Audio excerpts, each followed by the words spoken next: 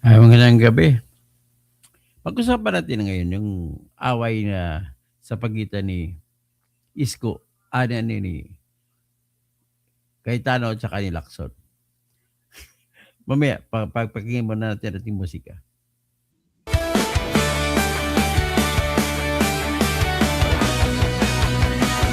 Sa Pilipinas, kilala ang tindi. Hindi kayang bayaran ni numan ang kanyang prinsipyo. Kapag may inaapi, siya ang nariyan. Kapag may bayaran, siya ang hadlang. Hindi siya tiklop sa pananakot ng iilan. Hindi siya alila ng sino mang mayaman. Kung ang kapangyarihan nila ay inaabuso, hinahawi niya yan mano-mano. Kapag ang taong bayan ang nasasakal, siya ang unang sumusugot, tumatagal. Hindi perang sukatan ng halaga, kundi kung sino ang lumalaban para sa masa. Totoo kasing tirador, totoo kasing tirador. Kakampi ng naaapi, kalaban ng sakim na mandarambong. Totoo kasing tirador, totoo kasing tirador. Hindi kayang bilhin ang puso niyang matibay.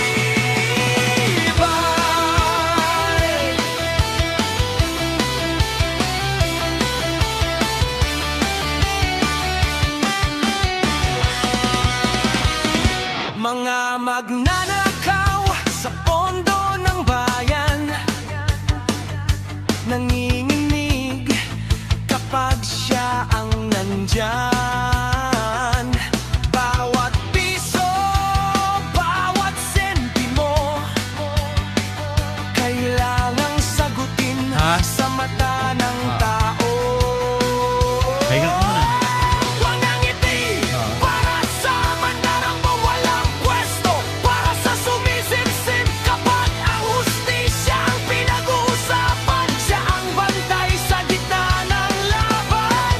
Kung may nilulunod ang kasinungalingan, siya ang boses na hindi tatahimik. Sa bawat galaw ng mapagsamantala, may salubong na paninindigan niya. Totoo kasing tirador, totoo kasing tirador.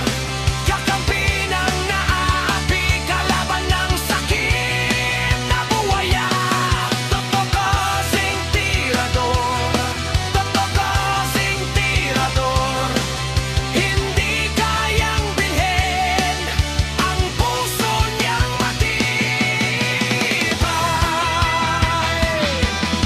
Hindi lahat ng malakas ay tama, hindi lahat ng tahimik ay duwag. Kapag ang bayan ang pinagkakaitan, siya ang unang humaharap.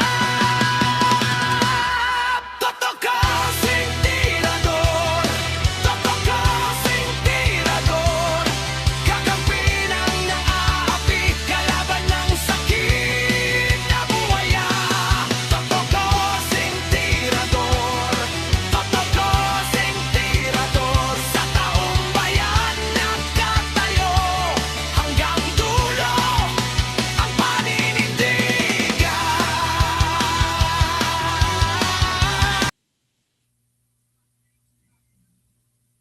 Sara, Sara, wala nang iba.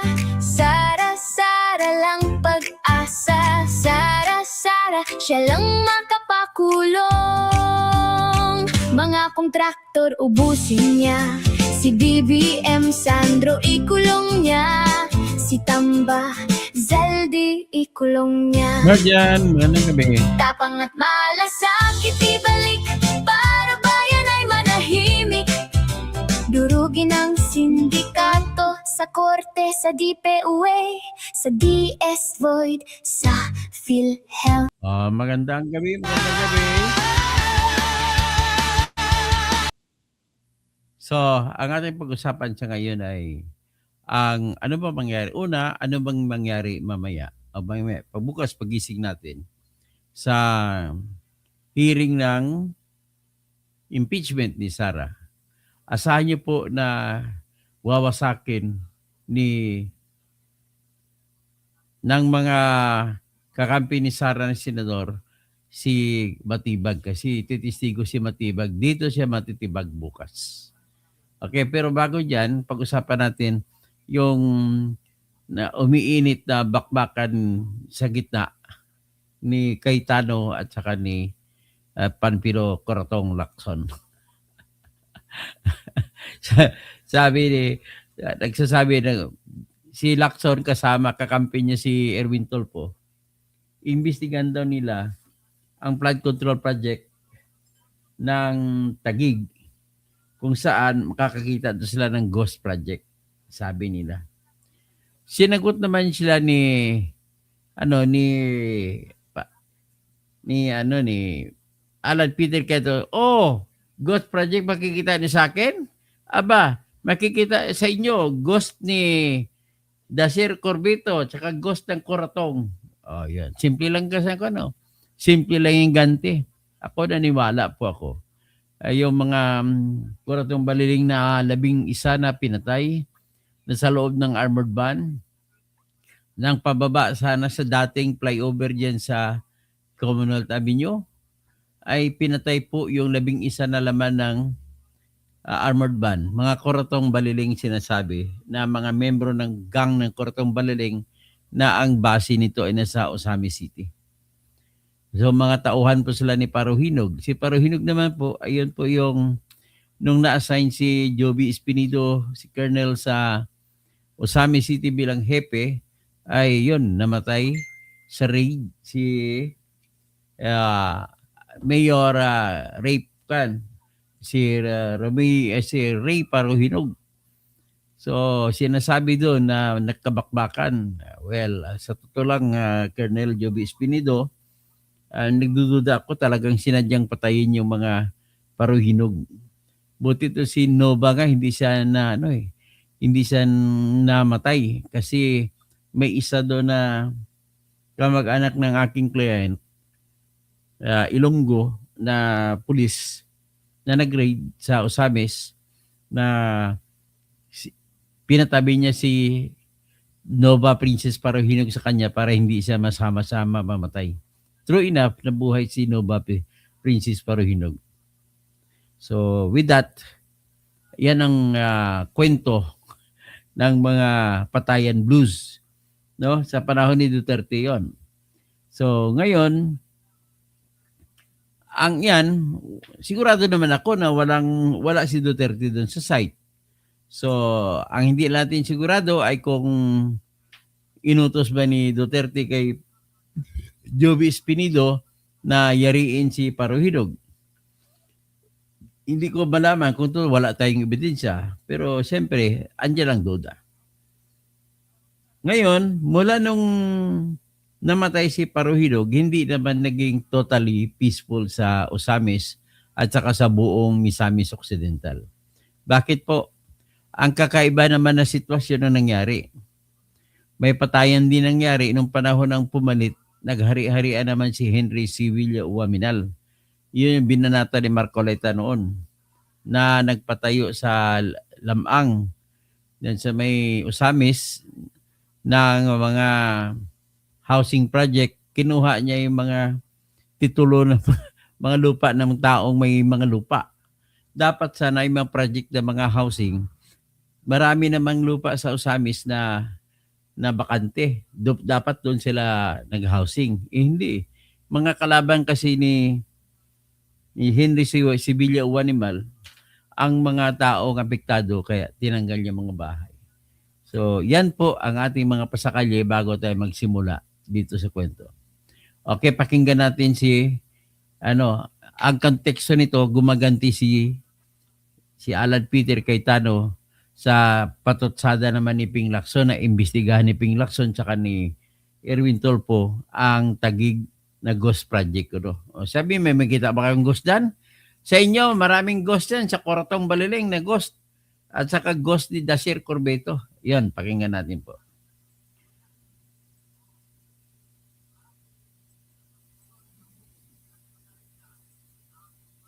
Ito po ang sinabi ni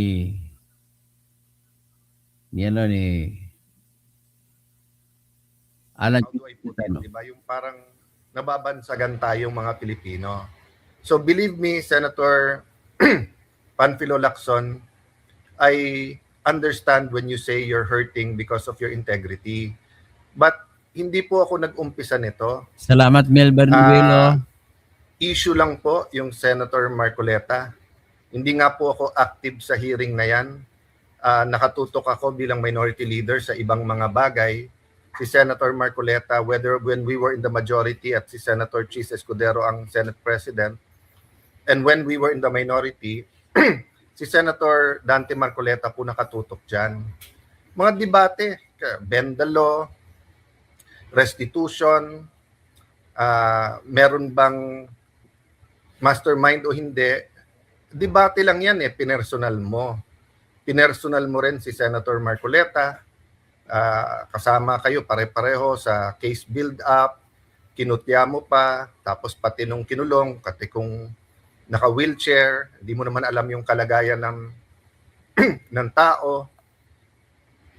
So, yung question ko, bakit abruptly tumigil yung hearing and then bakit magkabila na yung sinasabi magkaiba na ang sinasabi ng ombudsman na may mastermind at yung sinasabi mo na hindi. And then bakit may mga tinitignan, may tinititigan, at merong hindi tinitignan at all. So, pasok ngayon. Kine-question ko daw integrity niya. 2 weeks na yung impeachment. I'm just doing my job doon. Biglang titirada yung NBI tungkol sa Southeast Asian Games that we're very proud of. The whole nation is proud of. Ilan beses na naimbestigahan, wala kaming tinatago dyan. We're proud of it. Sasawsaw ka, tapos when I talk about the flood control na dapat nag-inhibit na yung bata mo, si Senator Erwin Tulfo, pero siya pa rin ang nagsasalita. Una, sabi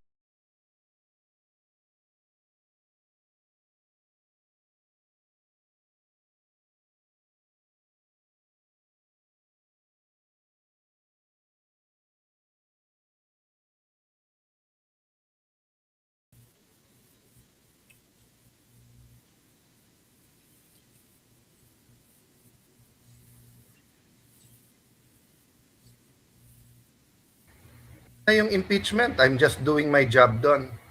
Biglang titirada yung NBI tungkol sa Southeast Asian Games that we're very proud of. The whole nation is proud of. Ilan beses na naimbestigahan, wala kaming tinatago dyan. We're proud of it. Sasawsaw ka, tapos when I talk about the flood control na dapat nag-inhibit na yung bata mo, si Senator Erwin Tulfo, pero siya pa rin ang nagsasalita. Una, sabi niya, hanggang dyan na lang ba tayo, paikot-ikot na. Pagkatapos, sabi niya, wala daw member ang minority. Hindi naman siya minority at minority leader ako Kung tinanong niya, dinag-hearing na, wala daw kwarto. O hindi daw pwede yung session hall kasi may impeachment. Monday to Wednesday lang yung impeachment Or hinihintay niyo muna makulong lahat ng witness para wala rin mag-witness. Or kinakausap pa ba yung ibang mga witness? Kasi nga, iiwasan talaga si Erwin Tulfo at si Lacson. Kasi bubuksan po, maungkat ang kay BBM, yan ang pinoprotektahan kasi yung Lacson, si BBM. Tapos si Erwin Tulfo ganun din, at saka yung sarili ni Erwin, protektahan niya kasi diniliberan siya ng mga Marines ng 8 maleta. Kinasuhan pa niya ng libel. Nako, hindi ka pwede mag-imbestiga sa taong kinasuhan mo. Yun yung tulig sa ako na bakit parang may pasahan ng bola si Senator Lacson at yung sa administrasyon kung kanino itututok yung investigasyon. So, integrity is very important. So, why not give integrity sa investigation natin sa flood control and sa lahat ng malalaking corruption issues para nga manumbalik yung pride ng ating bansa na good governance, rule of law. Ngayon kasi tayo bad governance, bend the law. Tapos takpan na lang sa maraming ayuda para wala na lang magtanong. Tapos pagka may nagtanong, ikulong na lang yan. Ganun na yung sistema eh. Yun po yung inaangal namin, yung sistema at nangyayari. So ba't ko sinabing sa bibig na huhuli? Ano po sinabi ni Senator Lacson? Sabi niya may ghost project daw sa Taguig. Ang ombudsman po may interview sa isang dating vlogger na po ngayon, dating journalist, pero actually PR yon. Sinabi na nila last year pa, tinitignan ng Taguig, wala po silang nakita. May alam din po akong excuse me, law enforcement agency, tumingin na, walang nakita.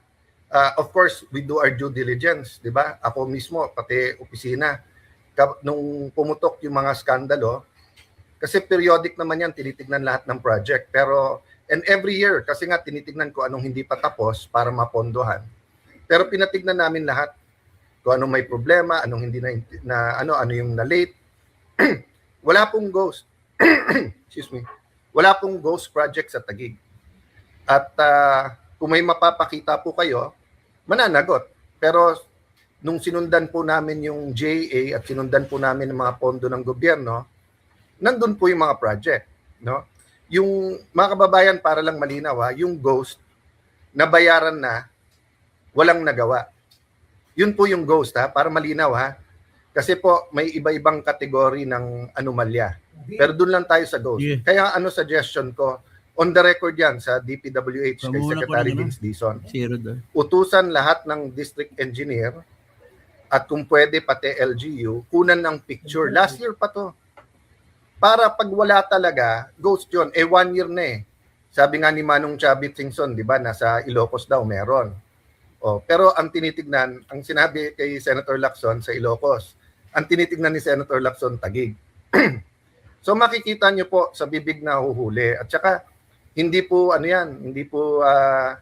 biglang nag-fall in his lap. 20 years na po kasi kami niyan na nagla-lunch together, halos may grupo kami. Nandun din sila former Secretary Llamas, mga dati naming kakampi sa politika. And nagkakakwentuhan kami ni Senping niyan at saka pag sinasabi niya para anomalya, nagkikwento din ako na heartbreaking pag may tinatanggal ka, pag may tinatalikuran ka, lalo kung napakalapit sa iyo. Pero kung masama ang ginawa o masama ang hangarin, kailangan ilayo, pati sa politika. And syempre sa amin, hindi lang yung legal, pati yung moral. So kilala niya yung mga yan. So yun ang kinakausap niya ngayon. So yung mga kinokondemn niya dati, yun ang kinakausap niya. Pero kinausap na niya kaya nga may sinasabi siyang alam na eh. 'Di ba? Kaya sinasabi niya direct, indirect. Ang tanong, legal din ba yung iba niyang ginagawa? Kasi nga, katulad sa AMLA, dapat yan confidential. Hindi dapat nire-reveal yan sa mga tao. Kahit senador ka, kahit chairman ka ng Blue Ribbon Committee. So, kung interesado ka talaga sa flood control, Senator, Panfilo ang pangalan mo pero nililito mo lang mga tao So, Senator Panglito Lacson, di ba nasa TV madalas si Mayor Joy nung pumutok to na hindi man lang nagko-coordinate sa engineering ng Quezon City. Di ba si Secretary Vince Dizon mismo, sinamahan mismo si Mayor Isko, may flood control problem dun sa Manila. O ba't hindi mo patawag isa-isa yon? Nakatingin ka sa Taguig, bakit? So, dun sa pangatlo natin topic, impeachment. Boto kasi sa impeachment. Masigway lang tayo. Sa Quezon City, binanggit naman niya, si Ralph Wendell Tulfo, yung nagbayad pa ng 6.7 million sa isang bar sa California na uminom ng pakalaking red wine, ay napakarami din flood control. Si Adjo Atayde, grabe din ang flood control project sa Quezon City. Bakit parang wala nang nangyari? At si Marvin Rillo, ganon din. Si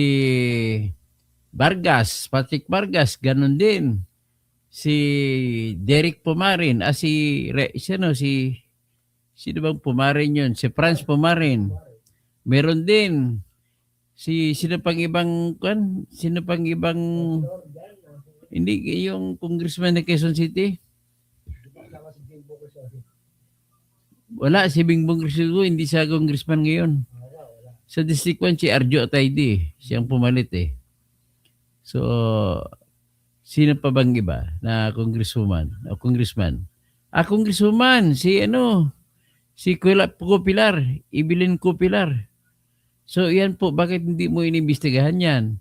Sa Manila, grabe yan kay Congressman Joel Choa, kay Benny Abante, sa kay Roland Valeriano, kay Jonix Junicio. Sino pang iba naman ko? Si Erwin Ching na nagbabaha lagi sa kanya. Dami pa. Sino pang ibang mga kwan sa Caloocan? Si Asistio. At saka yung dating congresswoman dyan na natalo ni Irisi. Sino ba yun? Nakalimutan ko. Si Mitch Kahayon. Sino pa ba dyan sa Valenzuela? Di ba sa mga kagatsalyan? Hindi man na iimbestigahan. Sa Marikina, matindi. Sa asawa ni Marcit Teodoro. Kay si Stella Kimbo. Saan pa? Sa Valenzuela, sa Malabon, grabe. Sa Nabutas, kay Toby Jacko. Wala tayong naririnig. Sa Pasig, matindi din sa Pasig. Nagkuhan din yan. Dumiskarte din dyan si Romulo, Congressman Romulo. Sino pang iba sa Rizal, ang dami. Sa Cavite, sa Laguna, sa Bulacan. Ay, grabe. Bakit nawala na yung mga investigasyon sa mga yon? Mismo sa Batangas, ang dami. Ba't nawala? Bing Lacson, saka Erwin Tulfo. At ang sarili mo, sabi mo, wala ng testigo. Ikaw ang testigo na imbestigahan, Mr. Tulfo. Nakakahiya ka talaga, Mr. Bendalo. Laban kay Vice President Sara ang talagang pinagkakaabalan mo. Halatang halata. Kaya mga kababayan, mapapagalitan to si Senator Lacson kasi ang strategy, ipunin muna lahat ng tingin nilang hawak nilang dumi, ika nga, para before the botohan gamitin. Kaya lang hindi makapagpigil dahil inis na to si Senator Lacson dahil sanay siya boss eh. Sanay siya nagmamando, sila ni Senator Tito Soto. Ang problema nga natanggal, tapos hindi rin binalik sa kanya committee, tapos ngayon, syempre ang nasusunod sa Senate, si Senator Win Gatchalian at si Senator Chis Escudero dahil impeachment eh. So, nahihirapan siya. Tapos, proxy niya sana si Senator Erwin, kaya pinagsasalita niya. Ang problema, syempre, natamaan din yung moral ascendancy ni Senator Erwin kasi nalalaman din yung mga connection niya dyan, di ba? So, nung una, Senator Panglito Lacson was targeting Senator Erwin. Kaya nga yung contractor, di ba, sa opisina niya, sa Senate, may ebidensya daw siya. Senator na, sa iba naman nanggaling to, yung sinabi Senator na may party list, na may mga problema din yung mga kontrata and everything. Pero nung naging bata na niya at nauutusan na niya, kampi-kampi na, di ba? So, nung May 11, na pumayag ako sa grupo na ako ang kandidato ng Senate President, we were really hoping na priority yung moral recovery natin, economic recovery natin, a fair impeachment, tapos finding a way forward with the administration kung paano ayusin tong flood control problem, yung repentance, reform, accountability. Ang problema, hindi papayag si Senator Lacson na hindi siya boss. So ulitin ko po, dalawa po kasi yung ghost, di ba? Ang ghost is project at saka ghost po is people, di ba? Yung sa Pinoy ba, marami pa rin maniniwala na pagka mali yung pagkamatay, may multo, may ghost. So wala pong ghost sa amin, ghost po na ghost project. At kung sasabihin niya ghost ng Kuratong Baleleng, And with all due respect, kasi napakalapit ko rin sa pamilya po ng Dacer, sa Dacer Corbito double murder, yung ghost nun, na hinohunt pa rin kung sino yung tunay na nagpatay at yung mga mastermind nun, wala po sa Taguig yun, Senator Lacson. Hanapin mo kung nasan yung mga ghost na yon, di ba? Ang hilig mo kasi mag-smuggle ng mga issues na wala namang kilalaman sa pinag-uusapan eh. Pinag-uusapan impeachment. Biglang may investigasyon ng NBI, sasawsaw ka. Then isma-smuggle mo yung issue ng Taguig. You want to cement kasi all these issues na para ikaw lang ang bida. Hindi naman po ako nakikibida eh. 'Di ba si Senator Marcoleta, alam namin ginawa mo behind the scenes, yung case build up, hindi mo naman trabaho 'yon. Tayo matagal tayong magkasama, kilala ko rin naman yung mga nagbibigay sa iyo pag eleksyon eh. Di mo naman dineclare, 'di ba? So plunder din ba 'yon? Kilala rin po na ang sagot mo pareho kay Binibigyan din po na Senator kay para Marcoleta. kay Marcoleta. Ginamit mo naman 'yon. 'Di ba? Ginamit mo naman 'yon. Hindi mo namang binulsa. Kaya nga sinasabi nung mga lawyers, Mas naniwala po ako 90% to kay 100% makukulong kung yung doktrina kay Marcoleta ay Totoong gagamitin tao. sa lahat, di ba? So guys, integrity napaka-importante sa church, sa school, sa teachers. Anyway, nais ko lang din bigyan din. Naalala mo yung nakarang election Duarte? Nung 'di ba parang may sinasabi na may pinangako si Alan Peter Cayetano na tag 10,000. Yun pala yung kanyang pangako na yan ay pinag-usapan nila ni BBM na ibibigay. Tapos hindi tinuloy ni BBM. So napahiya si Cayetano. Bagkus ngayon kasi sumadsad na naman ang rating ni BBM, umabot sa negative 27. Na mamigay na ng tig 2,000 sa 6 na milyong Pilipino. Tig 2,000 sa kada pamilya. So, kwentahin natin 2 billion, 2 milyon. 12 milyon, 2,000 pala. So, 12,000 times 6 billion Filipinos. 6 million families daw. Ano kayo magastos dyan? 72 billion. Naku, saan kayo kukuha ng pera ito? Napakalaki. 72 billion. So, tingnan natin kasi sad-sad siya eh. Kayo, kung makarating man sa inyo, tanggapin ninyo ha. Huwag din hindi tanggapin. Kailangan natin yan. At pera natin lahat yan. Okay? Ngayon, mag-out lang ako, babalik tayo. Ang ating topic, balik po kayo, ay si Marcoleta. At kung kumusta na sila at kung ano dapat ang depensa, nagtataka naman ako at ba't walang nangyayari. Si Jaime, diyan ka pala sa Simi Valley. Iba sa Silicon Valley, Simi Valley, California. Si Jaime, si Marlene Bondok. Grabe ka, Lacson, talagang baliling ka. Si Amil Mutalib, Insaala, Pagari. Sige, pagtatapos mo na ako, babalik ako si Marcoleta, pag-usapan natin. Paki-share, paki-like po.